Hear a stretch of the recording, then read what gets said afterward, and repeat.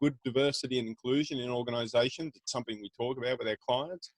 The person I was speaking to was a close friend, somebody I trusted, who was completely opposite to me. I found it that I just unintentionally really was talking about how I felt uncomfortable in doing that kind of work, being the person I am.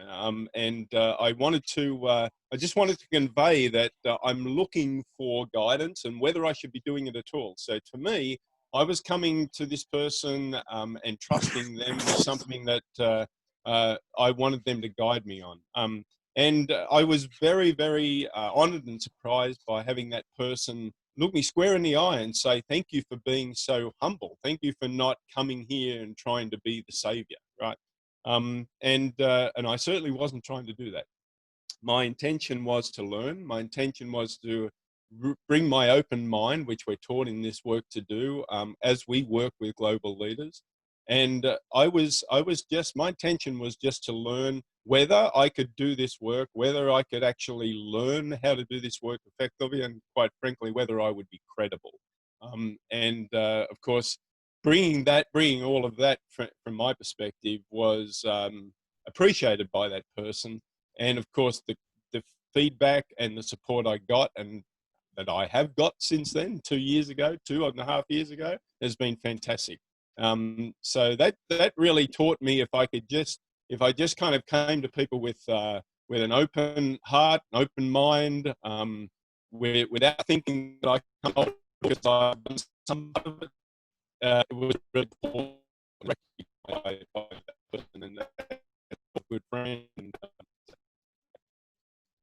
Well, and the opposite of humility, or what happens if you're not practicing humility and you're not humble, is what got me in trouble when I first established myself as a business professional in a culture other than the one that I was brought up in. So I'm originally from Germany, and I moved to the United States several moons ago, and I started a consulting business mainly around communication. That's the field that I originally came from.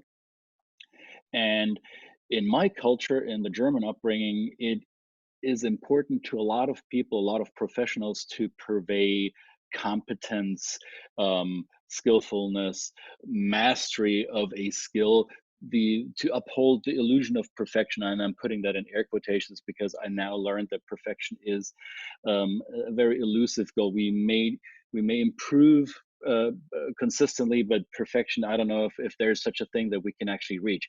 What hurt me was not being humble, because I presented myself to my US clients as the expert, as the person they should be listening to, because I brought to them my well-researched and important work, which I own that today. I still would say it was well-researched, it was good work. However, I felt that I came from the top of the mountain and I brought down to the people what I had for them. And this type of condescending expert attitude, or as we sometimes refer to in cultural training when we work with cultures like mine, we call it the engineering arrogance, the believing that what I have is better than what you have and therefore you must listen to me, has not helped me at all. Matter of fact, it hurt my business. So becoming humble, recognizing that I can feel less important about myself and feel more concerned about my audience, is something that I had to practice. And as I have done that over the past years, I'm still doing it. I'm getting better at this. I'm not quite there yet.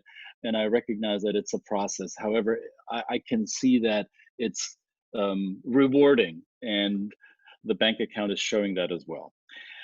So these would be two polar opposites of skill sets or behaviors or attitudes to have. And humility arguably is the one that will help us. Self-importance is the one that might derail our business. Now, Brett and I, we understand that a 7-minute format will not drive this home to its completion. We're giving you an hors d'oeuvre. We're giving you an appetizer. I'm posting a link in the chat box now. So go to your chat window and you will find a link. I would encourage you to click on that link. It will lead you to our website, because Brett and I will talk about this in much more depth in the near future. Dates to be set, but this is going to be a 7 times 37-minute format where we walk through these behaviors in more depth. Brett?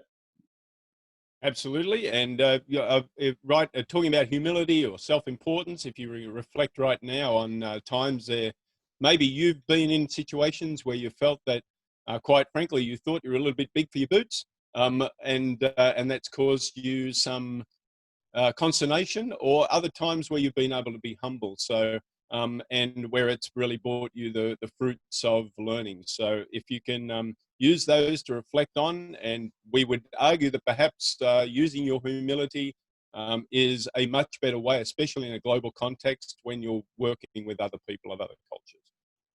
Excellent. Thank you, Brett. And this is 7 minutes. We're out, and you get time to go to the bathroom. Don't forget to wash your hands, put your mask back on, and off you go to your at the hour meeting. See you tomorrow, 9:49 Eastern time, or whatever 49 on your side of the globe. Thanks, and talk to you tomorrow. See you guys.